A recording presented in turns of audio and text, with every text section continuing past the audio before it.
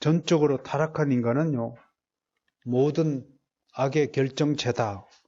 그렇게 말할 수 있습니다. 아무튼 죄인은 쉼없이 악을 토해내는 존재다. 오징어 잡을 때 먹물 있잖아요. 그죠? 먹물. 먹물 짜면서 꼭 나를 보는 것 같아요.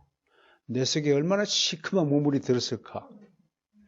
얼마나 부패한 것들이 들어있을까? 짜다 먹물이 나와요. 그 씻는 게 보통이 아니었어요. 한번 제가 씻어 보니까 그렇더라고요. 그게 오징어만 그럴까요? 우리 모두가 혼자 죄악 속에 품고 살고 있는 존재다라는 것을 꼭 명심해야 됩니다. 겸손해야 돼요.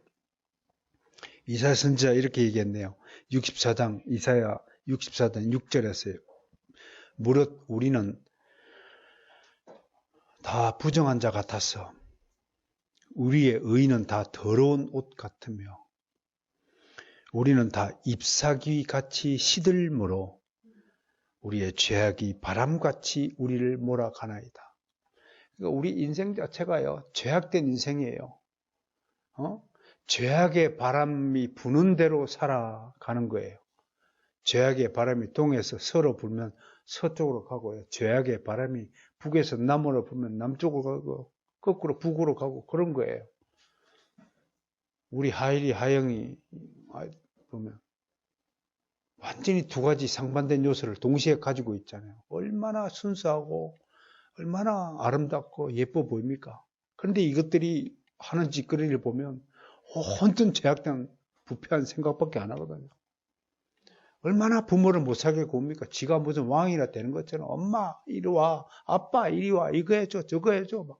지가 무슨 왕이라 되는 것처럼. 지가 왕이에요? 하일이는 집안의 왕이에요. 저 집안의 결정권은 하일이한테 있어요. 하일이가 하자는 대로 해요. 어쩌다 보니까 그렇게 됐어요.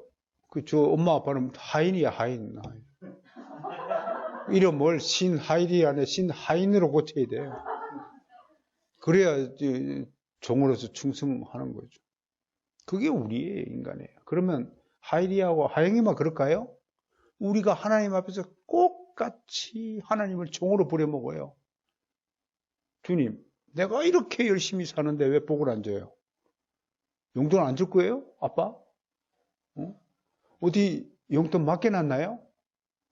무슨 특권으로 하나님께 그렇게 요구하십니까? 여러분, 하나님이 우리를 자녀로 낳아주셨잖아요. 그러면 천국이 보장이 된 거잖아요. 영생이 보장됐잖아요. 그것만으로도 충분하잖아요. 그럼 지가 알아서 잘 살아야 되는데. 자녀로 낳아준 것만 해도 감사해야 되는데. 아빠는 나한테 뭘 해줬어요? 요따위 짓을 하거든요. 이게 얼마나 하나님 앞에 우리가 불효자인가요? 그래도 하나님이 얼마나 진짜 자비하시고 인자하시고 오래 참으시고 우리의 그 못된 그 행실에도 불구하고 그래도 이쁘다고 알았다. 이번에 시험 평균 5점만 올려도 내 컴퓨터 사줄게. 그게 부모의 마음이고 하나님의 마음이죠. 인정하시나요? 우리가 그런 존재입니다. 하나님 앞에서. 예수님이 뭐라고 그랬어요? 이 세대를 마태복음 12장 39절에서 악하고 음란한 세대다 그렇게 말씀을 했어요. 15장 19절에서 인간의 마음 속에서 나오는 것들은 오직 악한 생각들 뿐이다. 그러면서 나열을 해요. 살인과 간음과 음란과 도둑질과 거짓 증언과 비방이다. 요 입술이 얼마나 다른 사람을 까고 없앱니까? 나보다도 좀 더 사랑받고 좀 더 잘나 보이는 사람들, 똑똑해 보이는 사람들, 행복하게 보이는 사람들을 그냥 입으로 까제낍니다. 그래서 예수님이 비방하지 말라, 비판하지 말라 하신 거예요. 사랑하는 여러분, 옆 사람한테 인사합시다. 정말로 이 마음 가지고 고백해 봅시다. 사랑합니다.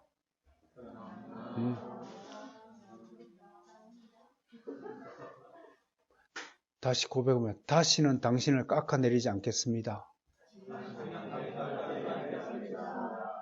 여러분 진짜 고백하셔야 돼요.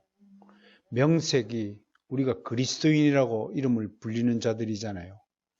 그리스도인이 속에다가 악을 품고 욕심을 품고 있다면 부끄럽잖아요. 우리를 성도라고 그러잖아요. 세인트. 거룩한 무리다라고 얘기해요. 거룩한 사람이 어떻게 거룩하지 못한 생각을 품고 살 수 있습니까? 그래도 여러분 어쩌게도 발 뻗고 잘 잤죠. 예? 그만큼 우리가 죄에 대해서 무디다라고 하는 것입니다. 사도 바울이 뭐라 했어요? 로마서 3장 9절에서 다 죄 아래 있도다. 그리했고 의인은 하나도 없다. 3장 10절에서 3장 23절에서 모든 사람이 죄를 범하였음에 하나님의 영광에 이르지 못한다라고 했습니다. 하나님의 영광에 이르지 못하면 어떤 족속이냐? 나만 생각하는 거예요. 그 사실들을, 그 증거들을 한번 살펴보겠습니다. 오늘은 뭐 칸이 없어서 출애굽기 한 구절만 소개했지만 여러분 하나님의 은혜를 받고 하나님에 의해서 복을 받아 누리는 사람들이 조금만 자신에게 불리한 여건이 발생해도 어떻게 반응하는가를 대표적으로 출애굽한 백성들 상태를 보면 압니다. 그 상태가 출애굽기가 민수기에 그대로 기록되어 있습니다. 여러분 홍해 바다를 갈라지게 하여서 하나님이 애굽의 노예 상태에 있던 백성들을 끄집어내어서 위대한 강야로 옮겨주셨어요. 얼마나 감사합니까? 이제 노예 생활이 끝났어요. 그것만 해도 엄청난 은혜잖아요. 그런데요, 이 백성들이 어떻게 하는 줄 아세요? 무려 10번이나 불평, 불만, 원망, 대적함을 하고 있어요. 하나씩 살펴볼게요. 오늘 성경을 펴셔야 됩니다. 출애굽기부터 봅니다. 출애굽기 14장 11절을 한번 보세요. 얼마나 백성들이 못된든지 악한 백성들인지 한번 보세요. 이게요, 남 얘기가 아니라 바로 우리 자신의 이야기라는 것을 잘 들으셔야 됩니다. 14장 11절 시작. 그들이 또 모세에게 이르되 애굽에 매장지가 없어서 당신이 우리를 이끌어내어 이 광야에서 죽게 하였느냐. 어찌하여 우리를 애굽에서 이끌어내어 우리에게 이같이 하느냐. 이게 이제 출애굽기에 등장하는 제일 첫 번째 불평입니다. 놀라운 것은 바로 직전에요. 무슨 일이 일어났냐면 모든 백성이 모세의 영도 아래 홍해 바다를 건넜어요. 바로 직전에. 이 놀라운 기적을 경험한 백성들이 바로 뒤쫓아온다는 소식을 듣자 바로 불평하는 거예요. 목사님, 왜 우리를 끄집어내가지고 이렇게 바로한테 붙잡혀 다 죽게 만드냐 이겁니다. 이 불평이 더 큰 죄가 되는 것은 바로 앞에서 하나님은 애굽에서 탈출한 백성들을 친히 지키고 인도하시기 위해서 14장 그 앞에 보면 무슨 기사가 있냐면 낮에는 구름 기둥, 밤에는 불 기둥으로 백성들의 은혜를 베풀었다고 되어 있어요. 이게 뭔 뜻이에요? 여러분 이 당시에 이 지방의 특징을 알아야 돼요. 이 사막 지역은요, 낮에는 40도 이상 폭염이고 밤에는 영하 40도 이하 뭐라고 해야 돼요? 혹한의 날씨예요. 그럼 밤에는 구름 기둥을 가지고 구름을 해가지고 햇빛을 가려주고 밤에는 추우니까 불기둥을 피워가지고 따뜻하게 해줬다는 것입니다. 이게 이렇게 은혜를 베풀어 주셨어요. 그런데 불평하는 거예요. 이런 은혜를 받고서도 지금 백성들이 불평하니까 당연히 벌을 받아야 돼요, 안 돼요? 벌 받아야 돼요. 오늘 설교 제목이 뭐예요? 교회의 권징에 관한 설교입니다. 여러분, 교회에서 권증을 왜 실시해야 되느냐? 그 이유를 하나씩 살펴보는 거예요. 두 번째, 15장 24절 보세요. 함께 읽을까요? 마라에 이르렀더니 그곳 물이 썩어 마시지 못하겠으므로 그 이름을 마라라 하였더라. 백성이 모세에게 원망하여 이르되 우리가 무엇을 마실까 하며. 이거 언제 때냐면 홍해 건너 3일째 되는 날이에요.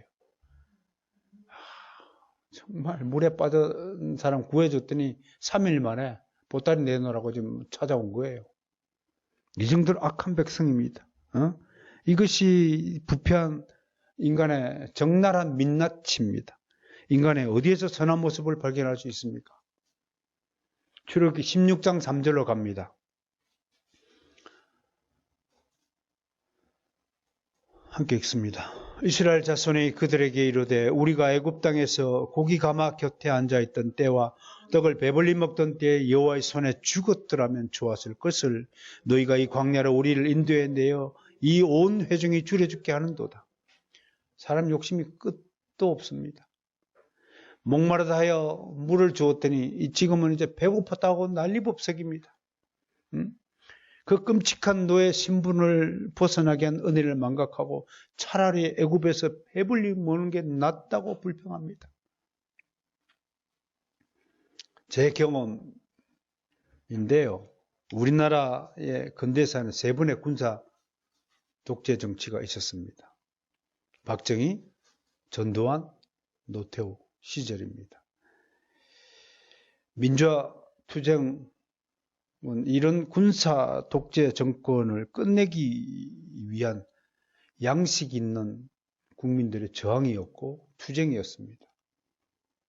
저도 한때 이런 일에 관심을 가지고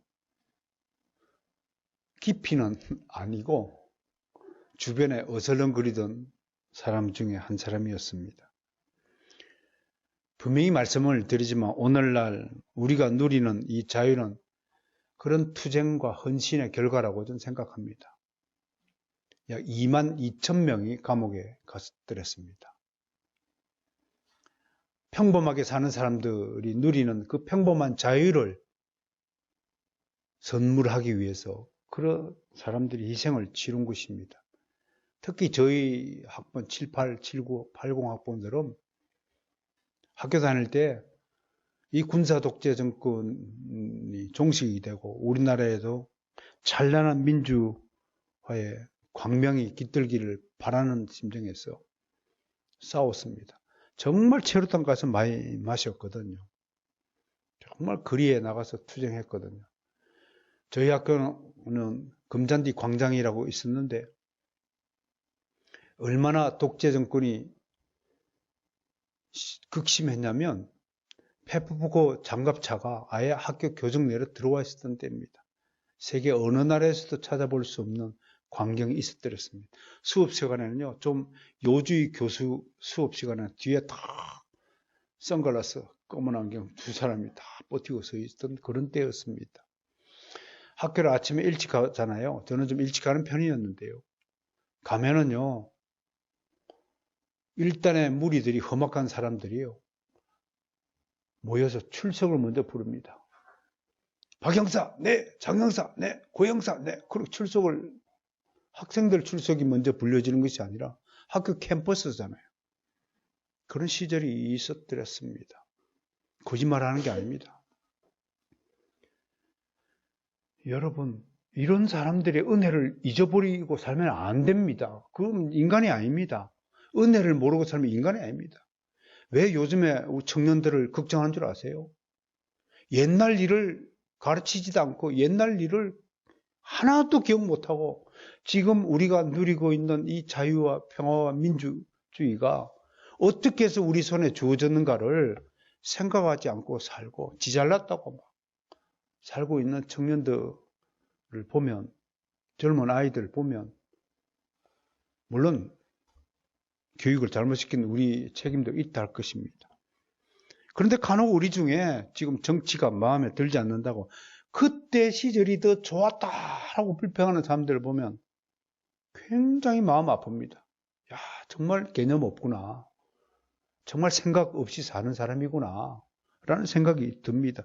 기껏 자유를 선물했더니요, 차라리 노예가 되더라도 배불리 먹는 게 낫다. 배부른 돼지가 되는 게 낫다. 양식이는 인간의 살 바에야 배부른 돼지로 살게 해주세요. 그렇게 지금 떠들어오는 것하고 꼭 같은 것이다. 이 정도라면 정말 천면피라도 과언이 아닐 것입니다. 네 번째로 출애굽기 17장 1절 3절입니다. 이스라엘 자신의 온 회중이 여호와의 명령대로 신광야에 떠나 그 노동들을 행하여 르비딤의 장막을 줬으나 백성이 마실 물이 없는지라. 백성이 모세와 다투어 이르되, 목사님한테 대드는 거예요. 목사님이 나를 위해서 뭘 해줬는데요. 대드는 거예요. 우리에게 물을 좀 마시게 하라. 모세가 그들에게 이르되 너희가 어찌하여 나와 다투느냐? 너희가 어찌하여 여호와를 시험하느냐? 그래서 백성이 목이 말라 물을 찾으며 그들은 모세에게 대하여 원망하여 이르되 당신이 어찌하여 우리를 애굽에서 인도해내서 우리와 우리 자녀와 우리 가축이 목말라 죽게 하느냐? 사막에 물 없는 건 당연한 거잖아요. 예? 앞에서 마라 쓴물을 달게 해서 먹게 했으면 내가 보기엔요, 이 중간에 생략된 게 있는데 이들이 물을 아끼지 않고 낭비하여 먹은지라, 그게 생략이 된 것 같아요. 앞에 한번 사건이 있었으면 물통에 딱 아껴 먹어야 되잖아요. 가난한 사람들이 가난하게 사는 이유가 있어요. 가만히 보면요. 진짜 금근 절약하는 사람들, 부자들이 금근 절약해요. 부자들이 입는 옷 보면요, 10년 전에 입던 옷을 지금도 입고 있어요. 새 신발 막, 유명 브랜드 옷 안 사요, 부자들은. 또 꼭 가난한 사람들이 폼을 재요. 가난한 사람들 신발이 무슨 키인가, 무슨 버그를 신고 말이에요. 꼭 그래요. 그거 왜냐면 자존감이 낮아서 그래요. 수요일날 내가 자존심, 자존감, 자신감 구분해 드렸잖아요. 자존감이 낮으니까 겉으로 이렇게 자기를 꾸미려고 그래요. 여러분, 볼보라든지 막 비싼 외제차 끌고 다니는 사람들 대부분 보면요, 가보면 월세 살아요. 부자들은요, 티코스 끌고 다녀요, 사실은. 왜? 자존감이 낮은 사람은 그렇게라도 그것들을 꾸며야 다른 사람들이 나를 보고 함부로 무시하지 않는다라고 얘기해요. 회장님이 티코를 끌고 골프장에 갔더니 골프장 앞에 그 차량 정비사가 빽 호루라기 불더니 철로 가라고. 그 골프장 주인이 자기 건데. 그런 식이에요. 그게 이런 거예요. 지금 물 없다고 두 번째로 물 타령하는 사람들이 언제냐면 둘째 달 15일이라고 그렇게 해요. 신광야에서 제공하신 만나로 배를 불린 백성이 다시 힘을 내어 여정을 치다가 르비딤의 장막을 쳤는데 물이 떨어져 다시 불평했다는 거예요. 다섯 번째, 출애굽기 32장 1절에 제가 읽죠. 백성이 모세가 산에서 내려오며 더딤을 보고 이 백성이 아론에게 이르러 말하되 일어나라, 우리를 위하여 우리 인도할 신을 만들라. 이 모세 곧 우리를 애굽 땅에서 인도하여 있는 사람은 어찌 되었는지 알지 못합니다. 여러분, 사람은요, 개인일 때와 집단에 속할 때 완전히 다른 행태가 되어지는 경우가 많습니다. 개인적으로 보면요, 굉장히 순전하고 양심적인 온순한 사람으로 보이다가요, 집단 속에 딱 들어가면 이상한 괴물로 변하는 사례가 많습니다. 지금까지요, 백성들이 모세의 지도를 받으면서 수많은 우여곡절 속에서도 이탈하지 않고 제일 잘 견뎌왔어요. 그런데 갑자기 모세가 하나님의 율법을 수혜받기 위해서 눈앞에 사라지니까 불안해지기 시작한 거예요. 여러분들도 혹시 내가 여러분 눈앞에 사라지면 좀 불안해질까요? 불안해지더라도 복목사님과 신목사님의 지도를 받으면 좀 참고 견디면 될 텐데 큰일 났다 이제. 없어졌다. 안 온다. 우리를 버렸다. 신지야. 송아지 우상을 만들어. 이거 한 거예요 지금. 나 사라진다. 응? 우상 숭배 죄로 바로바로 들은 거예요. 지난주 수요일 시간에 제가 기독교 강요 강해를 하면서 소개한 구절입니다. 칼빈이 기독교 강의에서 믿음은 뭐라고 했냐면 믿음은 원래 눈을 감고 귀를 곤두세우는 것이다. 사람의 공로나 가치는 전혀 눈으로 보려고 하지 않는 것이다. 여러분 그래서요 개혁교의 전통은 시각적인 자료를 가지고 교육시키는 게 아니에요. 눈을 감고 듣게 하는 거예요. 그래서 요리문답이에요. 대요리문답, 소요리문답, 하이델베르그 요리문답. 우리 개혁교회의 교육의 특징은요. 귀로 듣게 하는 거예요. 눈으로 보게 하면 금방 외울 것 같죠. 다 그림만 기억나고 그 메시지가 기억이 안 나요. 응? 중요한 것을 좀 지적하는 것입니다. 여러분 주일학 교사들 앞으로 교육을 시키더라도 기도하고 하나님의 말씀을 귀로 낭낭하게 읽어주는 것, 그래서 귀로 듣게 하는 것이 그 속에 말씀의 열매가 맺어지는 비결이다 하는 것입니다. 이것도 복음주의 일반 교회에서 이걸 불신하고 좀 더 효과적이고 좀 더 능률적이다 그래가지고 온갖 그림을 그려가지고 막 설명하는데 결코 바람직한 것이 아니다 하는 것을 말씀을 드릴 수 있습니다. 민수기로 넘어가 봅니다. 민수기 11장 찾아보십시다. 11장 1절 2절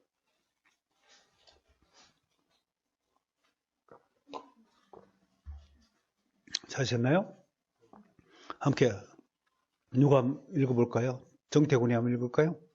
여호와께서 들으시고 백성이 악한 말로 원망하매 여호와께서 들으시고 진노하사 여호와의 불을 그들 중에 붙여서 그냥 끝을 살게 하시니 백성이 모세에게 부르짖음으로 모세가 여호와께 불이 꺼졌더라. 아멘. 저는 이 구절을 통해서 불평과 원망은 하다 보면 계속 자란다고 보여집니다. 처음엔 작은 불평들이 점점 커져갑니다. 지금까지는 그래도 봐줄 만한 원망이었거든요. 배가 고프니까 목이 마르니까 불평하는 것은 어쩌면 당연한 것인지 모릅니다. 그리고 원망을 해도 지금까지는 하나님을 원망하지 않았습니다. 모세 목사님을 원망했죠. 근데 여기서는 지금부터는 직접 하나님을 원망합니다. 그러니까 하나님 백성에게 경고를 줘야죠.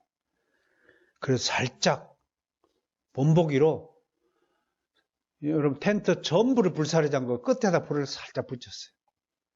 이것도 하나님의 자비하심이죠. 네? 살짝 이마로 이렇게 요놈아 정신 차려 딱 멸대장 톡 하나 치신 거예요. 이마로. 하일이 있다가 큰아빠한테 와서 이렇게 하면 돼. 맞아요. 응?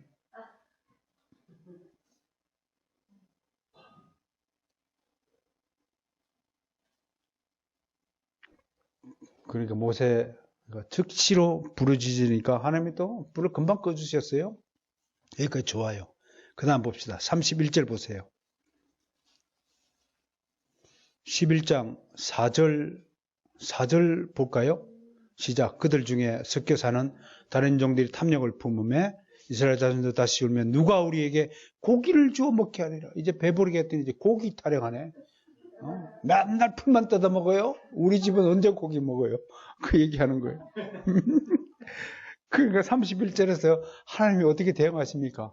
매출하기를 하고 진영 이쪽 저쪽 진영 사방으로 하룻길 되는 지면이 2규빗쯤에 내리게 앉으라.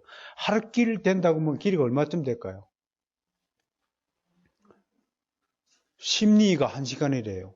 그럼 8시간 그리면 80리 거리를 온 2규빗이면 90cm를 쌓아버렸어요. 먹고 배 터지게 먹으라 이놈들아.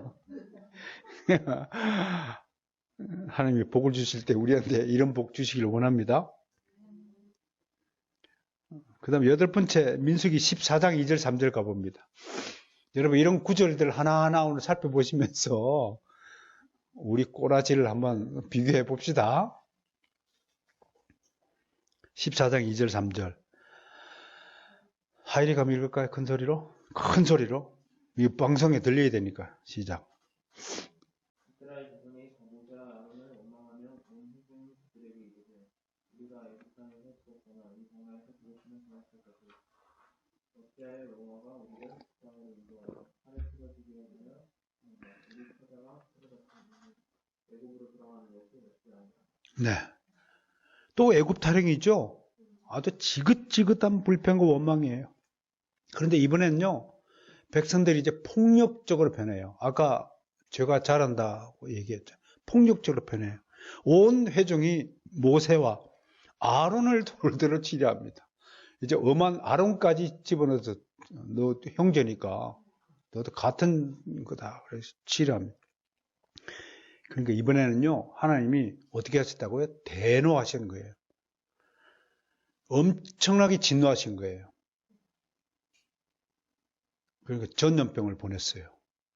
어쩌면 코로나라는 전염병이요, 하나님이 대노하여서 보내신 결과인지도 모릅니다. 저는 그렇게 믿어요. 그래서 철저하게 한국 교회가 회개해야 됩니다. 전염병을 보내서 징벌했습니다. 그러니까 모세 목사님이 급해진 거예요.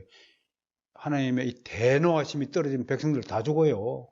그러니까 급하게 하나님의 다리를 붙잡고 기도한 거예요. 그러니까 죄를 사해 주신 거예요. 그 목회자의 역할이 이렇게 중요한 거예요. 혹시 알란가? 여러분들이 복을 받고 막 이상하게 일이 잘 풀리고 하는 것들이 이게 이제 누가 이 기도를 득불이라는 거 알란가? 모르겠어요. 또 민수기 20장 2절 3절에서 또 물이 없어서 모세가 아론에게 모여들어서 다툽니다. 차라리 죽는 게 낫지 이렇게 사는 것 봐야 죽는 게 낫다고 고백합니다. 그 다음에 민수기 21장 4절과 5절에서요. 또 백성이 호로산에서 출발하여 홍해길을 따라 에돔 땅을 우회하려 하였다가 길로 말미암아 백성의 마음이 상하니라. 백성이 하나님과 모세를 향하여 원망하여 어찌하여 우리를 애굽에서 인도했네요. 이 광야에서 죽게 하는가? 이곳에는 먹을 것도 없고 물도 없도다. 우리 마음이 이 하찮은 음식을 싫어하노라 하며. 이 마지막 광야에서의 10번째 불평입니다. 그런데 이 불평은요, 불평 종합 세트입니다. 왜냐하면 앞에 9개의 불평들을 모조리 다 섞어서 한꺼번에 이야기하고 있습니다. 21장 5절 보세요. 애굽에서 괜히 왜 끌어냈느냐. 지금 불평 목록이 몇 개 있죠, 그죠? 애굽에서 왜 끌어냈습니까? 애굽에 죽는 게 낫겠다. 두 번째 뭐예요? 왜 우리를 편안한 집이 아니라 광야에 죽게 하느냐? 세 번째, 먹을 게 어디 있느냐? 다섯 번째, 마실 물이 어디 있느냐? 이 불평 종합 세트를 적나라하게 저지르고 있어요. 지금까지 구약 백성들의 타락한 적나라한 모습들을 살펴보았습니다. 이런 백성의 행태를 보면 어떤 생각이 나십니까? 한 사람도 이스라엘 백성들이 잘했다고 칭찬할 만한 것이 없다고 여길 것입니다. 그렇다면 신약교회 시대에 들었으면 사람들이 좀 발전하고 달라졌을까요? 하나님의 은혜로 구원을 받은 백성이니까 좀 다를 것이다. 달라야 된다. 주님의 피 흘림의 은혜를 받던 사람들이 신약교회 백성이니까요. 구약 백성이 아니라. 그 차원이 다른 사람들이죠. 그런데 어떨까요? 그 사례를 고린도 교회 상태를 하나의 사례를 여러분에게 소개하면서 살펴보겠습니다. 고린도 교회는요, 신약 교회 중에서 가장 다툼과 분쟁이 극심한 교회였다고 기록하고 있습니다. 무슨 문제가 있냐면 크게 두 가지 문제가 있었어요. 하나는 설교사들이 제법 있어가지고요. 바울 목사님, 베드로 목사님, 아볼로 목사님, 또 주 예수 그리스도 직접 성경을 읽고 하는 파들이 있어갖고, 나는 바울 목사님이 좋아. 나는 아볼로 목사님이 좋아. 베드로 목사님이 좋아. 나는 이것도 저것도 다 싫으니까 나는 성경 예수 그리스도만 좋아. 이런 파들이 생긴 거예요. 그게 파벌이에요, 파벌. 오늘 아까 고린도전서 11장 본문 말씀 읽었죠, 그죠? 분쟁이 있다. 그리고 이어서 고린도전서 11장 17절 19절 한번 보겠습니다. 고린도전서 11장 17절에서 19절 그 이어지는 구절인데요. 사도 바울의 안타까움이 묻어있는 글들입니다. 자, 눈으로 보세요. 내가 명하는 이 일에 너희를 칭찬하지 아니하나니 이는 너희 모임이 유익이 되지 못하고 도리어 해로움이라. 이게 좀 심각한 거예요, 그죠? 뭔가 유익이 되고자 교회로 모이는데 그게 교회에 전혀 유익이 안 되고 오히려 해가 된다는 겁니다. 그런 분들 좀 있더라고요. 저도 교회 생활을 오래 했잖아요. 근데 교회 안에 자기 딴에는 열심히 교회를 위한다고 봉사하는데 그게 보니까 자기식대로 일을 하는 거예요. 그래서 다른 사람을 불평케 해요. 그럼 유익일까요? 해로움일까요? 결론적으로 해로움이죠. 자기식대로 하면 해로움이에요. 따라서 우리는 죽을 때까지 하나님 방식으로 한다. 그게 그리스도인의 선언이 되어야 됩니다. 실상은 참 많은 지상 교회들이 분쟁함으로 갈라졌어요. 교회 안에서 이런 분쟁은 그리스도의 심장을 둘러 쪼개는 악한 행위입니다. 그래서 사도 바울은 가는 곳마다 그리스도 안에서 일치를 강조했습니다. 한마음 한뜻을 가지고 주 그리스도 안에서 연합하라로 가르쳤습니다. 다툼이나 허영으로 하지 말라. 빌립보서 2장에서 그렇게 교훈하였습니다. 오직 겸손한 마음으로 각각 자기보다 남을 낮게 여기고 자기 일뿐 아니라 다른 사람 일을 돌보라고 권면했습니다. 옆 사람한테 인사합시다. 자기가 나보다 나아. 시작. 이게 겸손입니다. 그런데 교회의 진짜 분쟁은 무엇 때문에 일어나느냐? 로이드 존슨 목사님은 아주 작고 사소한 문제 때문에 일어난다고 그랬습니다. 인간은 큰 일에는 담대해지는데요. 작은 일에는 이상하게 마음을 상하고 꼬인대요. 섭섭한 귀신이 들어온대요. 그래서 마귀는 진짜 작은 틈을 좋아하는구나. 큰 대문을 열는 마귀가 안 들어온대요. 틈 사이로 들어온다는 거예요. 연단가 사이로 문 열면 안 들어와요. 틈 사이로, 바닥 틈, 갈라진 틈 사이로 연단 가지고 새어 들어온단 말이에요. 여러분, 마귀가 들어온다, 귀신이 들어온다는 것은 무슨 생각이냐면 생각을 사로잡는다과 같은 말이에요. 가룟 유다가 예수를 왜 팔았어요? 그 구절을 보세요. 마귀가 유다에게 예수를 팔 생각을 넣었다라고 성경은 기록하고 있어요. 이상하게 정상적인 사람 갑자기 생각이 드는 거예요. 갑자기 공부하다가 엉덩이를 살짝 들어 올렸더니 놀러 가고 싶은 생각을 들게 하는 거예요. 집에서 공부해야 될 놈이 PC방을 왜 가요? PC방 가라는 생각을 집어넣는 게 누가? 그래가지고 걸려가지고 주사 맞고 검사 맞고 뒷구석에 앉아가지고. 여러분, 그게 우리란 말이에요. 그러니까 예수님이요, 뭐라고 했어요? 시험에 끌지 않게 기도하라. 기도하지 않기 때문에 PC방 간다는 생각이 드는 거예요. 기도했다면 그런 생각이 안 들어와. 하영이도 기도 안 하면요, 엉뚱한 짓 하는 거예요. 얘 이뻐 보이죠? 이쁘죠? 근데 이쁜 것을 그냥 이쁜 것으로 치면 절대로 우리는 하영이를 바로 기를 수 없어요. 그거 아세요? 아시냐고요, 두 분? 여러분, 우리가 자녀를 책임지고 키워야 되는 것은 이 자녀가요, 정말로 귀한 하나님의 자녀라는 사실을 잊지 말아야 됩니다. 최고의 작품으로 만들어야 될 때 어떻게 이 아이를 사랑하고 교육시켜야 될 것인가에 대해 고민해야 돼요.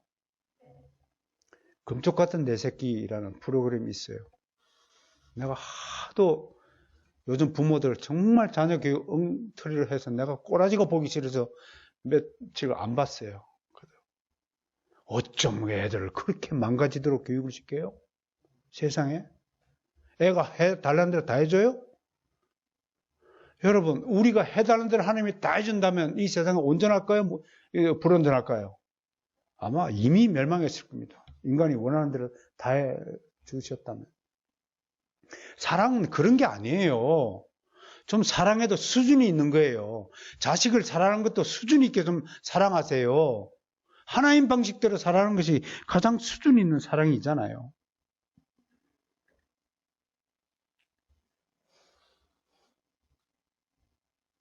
사랑하는 성도 여러분, 하나님이 우리를 그렇게 키우고 계세요. 우리를 마냥 봐주는 것이 아니라 우리가 잘못할 때는 반드시 벌을 주시는 하나님의 사실을 믿으시길 바랍니다. 잘못했는데도 회초리가 없다. 그건 있을 수 없는 거예요. 두 번째 고린도 교회 문제는 음식 문제였어요. 아까 사소한 문제 때문에 분재한다 그랬어요. 음식 문제는 구원과 아무 관계가 없어요. 네가 뭘 먹든지 그 구원하고 관계가 없어요. 아이, 국수 좋아하는 사람은 구원받고 밥만 좋아하는 사람은 구원 안 받아요? 그거 아무 관계가 없어요. 그런데 이 음식 문제 때문에 시험에 걸려가지고 교회가 둘로 3개, 4개로 쪼개지는 거예요. 고린도전서 11장 30절과 33절을 유심히 보세요. 30절, 그러므로 너희 중에 약한 자와 병든 자가 많고 잠자는 자도 적지 아니하다. 잠자는 자, 설교 중에 잠자는 것이 아니고 영적으로 아마 깨어있지 못한 자를 가리키는 것 같아요. 약한 자, 병든 자, 잠자는 자가 있고 33절에 그런 적 내 형제들아 모일 때에 먹음으로 모일 때에 서로 기다리라. 함께 먹으라 이거야. 근데 지금 보도 사항의 2가지 사항을 좀 전제를 설명을 드릴게요. 한 가지 사항은요, 당시에는요, 지금 우리는 다 차려놓고 성찬하잖아요. 근데 당시는 각자가 음식을 가지고 와서 성찬에 참여하는 거예요. 그런데 문제는 당시에는 같은 시간에 한꺼번에 모이지 못했어요. 왜냐하면 노예들은 일을 하고 와야 되잖아요. 늦는 거야. 늦게 오면 참석을 못 하는 거예요. 먼저 해버린 거야. 늦게 오는 사람 기다려줘야 되는데. 기다리라 이렇게 말을 한 거예요. 두 번째는요, 이 가져오는 음식의 질이 다른 거예요. 부자들은 많이 좋은 거 가지고 오고, 가난한 사람은 조그맣게 떡 한 조각도 못 가지고 오고. 그런데 부자들은 지들끼리 가져온 거는 지들끼리 나눠 먹고, 가난한 사람들은 나눠주지도 않고 하니까 함께 모여 같이 나눠 먹으라. 그렇게 말하는 거예요. 야, 요거요. 간단한 문제가 아니에요. 이거 굉장히 사람을 섭섭하게 하는 거예요. 좀 좋은 거 있으면 나눠 먹으면 될 텐데, 집에. 그러면 얼마나 얄미워요. 여러분, 사람이 함께 하지 않고 단독적으로 하는 사람을 볼 때 그게 굉장히 얄미운 거예요. 군대 가면요, 서울 출신들을 양파라고 해요, 양파. 까덕까덕 뺀질뺀질하다고. 꼭 함께 하면 쏙 빠져요. 쏙 빠져요. 저 신시처럼. 쏙 빠져버려요. 중요한 일 때. 함께 해야 될 때 같이 모여서 땀을 흘리고 막 이래야 되는데, 어느 집은 없어. 보면 왜 그때만 배가 아파? 저 양호실에 가서 누워있고. 얼마나 정말 얄밉고, 그래서 복을 받겠습니까? 이게 음식 문제예요. 그러니까 이런 사소한 문제 때문에 교회가 갈라지고 있다는 겁니다. 이외에도 여러 문제들이 있었겠지만, 크게 고린도 교회의 2가지 문제를 살펴봤어요. 이 정도면 여러분, 하나님의 징계가 필요할까요? 필요하지 않을까요? 당연히 필요합니다. 교육학에서 자녀들이나 학생을 교육할 때 반드시 징계가 필요하다고 입을 모읍니다. 최근 들어 우리나라에서 인권을 강조하면서 회초리마저 들지 못하다는 조치는 이런 어린 자녀들을 지나치게 방종의 자식들로 키우게 하는 위험천만한 일이다. 성경에서는 그렇게 보고 있습니다. 타락한 인간에게 완전한 자유를 주는 것만큼 위험한 일이 없습니다. 그래서 우리는 성경적 자유를 뭐라고 부르냐면 제한된 자유입니다. 그리고 규정에 따라서 행하는 규정적 자유입니다. 오늘 분명히 이 규정적 자유를 기억해 주시고 자녀들에게 일관된 규칙을 내리시고 그 규칙을 어겼을 때는 따끔한 벌을 내리도록, 그리고 규칙을 지켰을 때는 엄청난 축복을 주도록 해야 할 것입니다. 이것을 한마디로 말하면 신상필벌이라고 이야기합니다. 만약 하나님이 인간의 방종에도 불구하고 그것을 묵과하거나 방조하여 내버려 두신다면 그것은 사랑이 아니라 저주다 라고 말합니다. 하나님은 자신의 자녀가 바른 길을 걷도록 하기 위해 나쁜 행동이나 버릇이나 범죄 행위를 절대로 방치하지 않습니다. 밥 가지고 투정하면 딱 밥상에서 물리도록 해야 됩니다. 그리고 3일 금식 기도를 시키세요. 투정하는 아이의 버릇을 고쳐주지 않으면 그 버릇 가지고 나머지 무슨 짓을 할지 모르기 때문에 사전에 예방하는 것입니다. 권징의 규례가 교회에도 필요한 것입니다. 우리 선조들은 1647년에 웨스트민스터 교회회의를 통해서 교회를 건강하고 안전하게 운영하기 위해 권징에 관한 규례를 제정해 주셨습니다. 이를 기반으로 장로교 헌법에 권징 규례를 확정 반포하였습니다. 그 내용들을 살펴봅니다. 먼저 1장 1조 권징의 의의입니다. 우리 헌법에 기록된 것을 여러분에게 대신 읽어주고 있습니다. 권징은 예수 그리스도께서 교회에 주신 권한을 행사하며 그 법도를 시행하는 것으로서 각 치리회가 헌법과 헌법이 위임한 제규정 등을 위반하여 범죄한 교인과 직원과 각 치리회를 권고하고 징계하는 것이다. 1장 2조 권징의 목적, 진리를 보호하며 그리스도의 권위와 존영을 견고하게 하며 범죄를 미연에 방지하여 교회의 친성과 질서를 유지하고 범죄한 자가 회개하여 올바른 신앙생활을 하게 함을 목적으로 한다. 뭘 하게 하면요? 올바른 신앙생활을 하도록 목적으로 한다. 1장 3조 범죄의 구체적인 내용입니다. 먼저 신앙행위가 성경을 위반했을 때 예배를 방해하거나 주일 성수를 어기거나 이단에 동조하거나 부도덕한 행위를 한 때와 회의에서 폭언과 폭행 및 기물을 파손할 때 권징을 실시한다고 분명히 명시하고 있습니다. 그리고 1장 5조에 권징의 종류가 있습니다. 크게 두 종류인데 하나는 책벌이요, 다른 하나는 행정심판입니다. 책벌은 위에 방금 앞에 언급한 것들을 위반했을 때 충고하는 권괴가 있고요. 엄히 회개를 명하고 스스로 시정하도라는 견책이 있고요. 중대한 죄에 대해서는 수찬 정지를 명하고요. 불신자 같은 행동으로 교회를 어질플 경우는 출교를 시행합니다.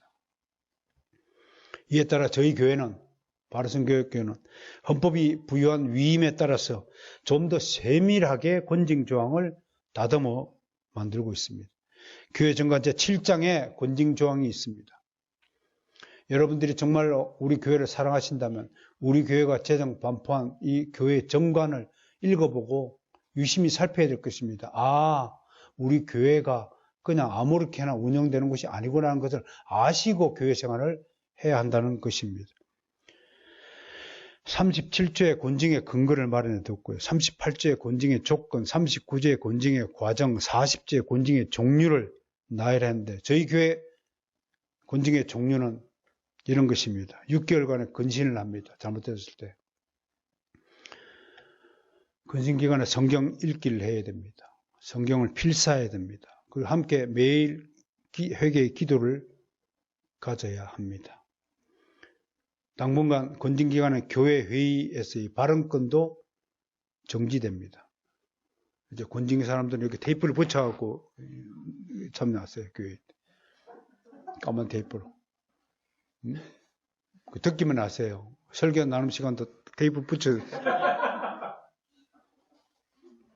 그 다음에 수찬 정지를 하고요. 제명과 출교가 있습니다.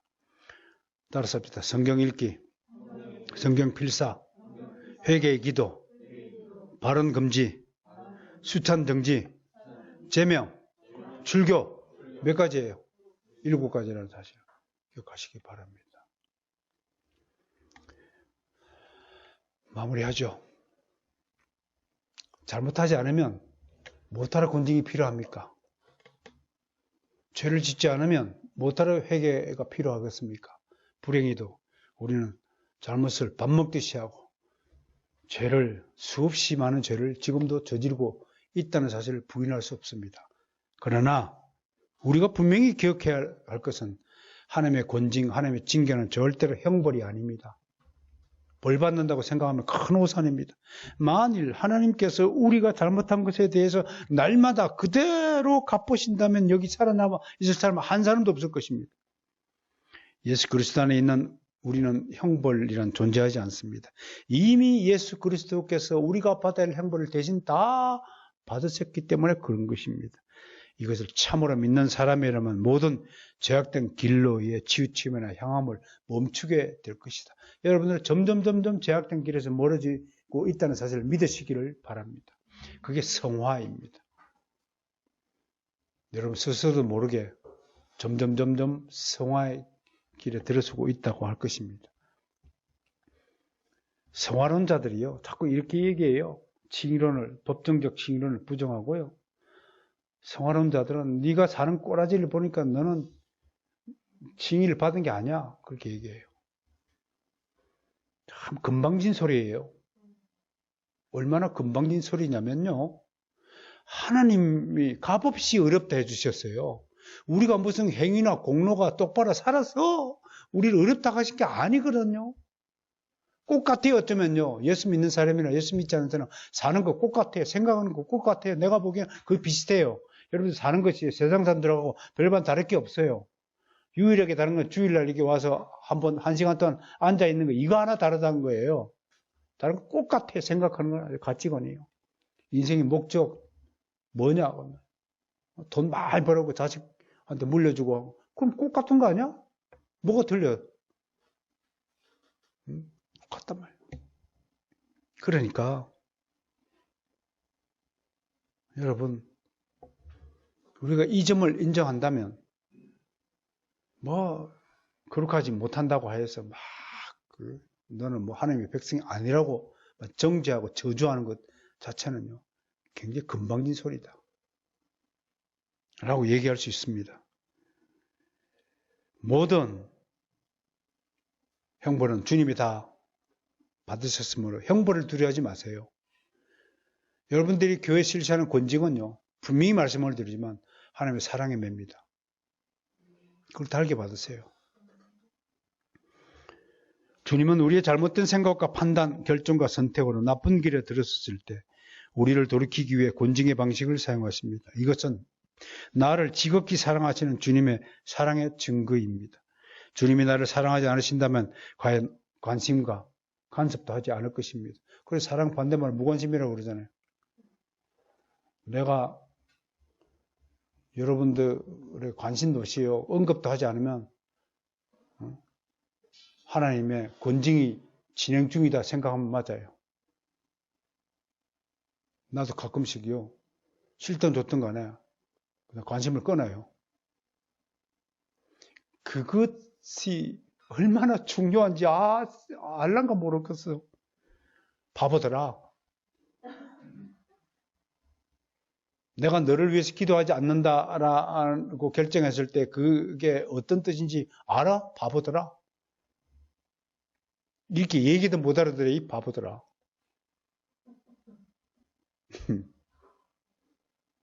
사랑이 뭘까요? 끊임없는 관심 아닐까요?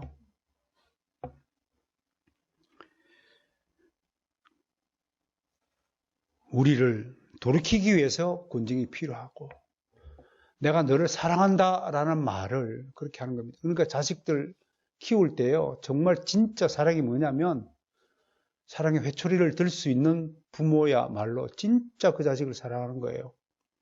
진짜 아끼는 거예요. 하나님이 우리를 대하는 그 방식 그대로 하나님이 진짜 우리를 사랑하기 때문에 꾸지람 하시는 거예요. 만약에 내가 잘못했는데도 꾸지람이 없다. 나는 버림받은 자예요. 징계는 다 받는 것이거늘. 하나님의 자녀라면 다 징계받는 거예요. 너희가 만약 징계를 받지 않는다면 사생하여 버림을 받은 자라. 히브리서 기자가 그렇게 말을 하고 있듯이. 저한테요. 가끔씩 좀 꾸지람 당할 때를 기분 좋게 여겨야 됩니다. 감사해야 됩니다. 목사님 나를 그래도 생각해 주시는구나. 이리 생각해야지. 그래. 혼을 냈어? 옮기면 되지. 나쁜 사람들. 마지막으로 권징을 실시하는 중대한 목적은 마지막 심판의 때에 죄 정함을 받지 않게 하려는 것이다. 이 땅에서 지은 죄는 이 땅에서 다 해결하고 오라는 하나님의 그 엄청난 자비의 섭리가 숨어져 있는 게 권징이에요. 만약에 이 땅에서 권징 실시 안 하면 천국 가고 너는 진짜 하나님 앞에 진짜 벌을 받아야 되는 거예요. 권징은 은혜의 방편이라는 사실을 믿으시길 바랍니다. 사랑하는 성도 여러분, 잔인한 달 4월을 잘 견뎌주시고, 또 어제 우리 두성클럽 창립 예배를 보면서 참 가슴이 뜨뜻하고 흐뭇합니다. 하나님이 우리에게 베푸시는 은혜는 조금 더 빈틈이 없구나, 조금 더 차질이 없구나, 부족함이 없구나, 그런 생각을 하였습니다. 여러분에게 이 한 주간 크신 하나님의 은혜가 함께하기를 소망합니다. 하나님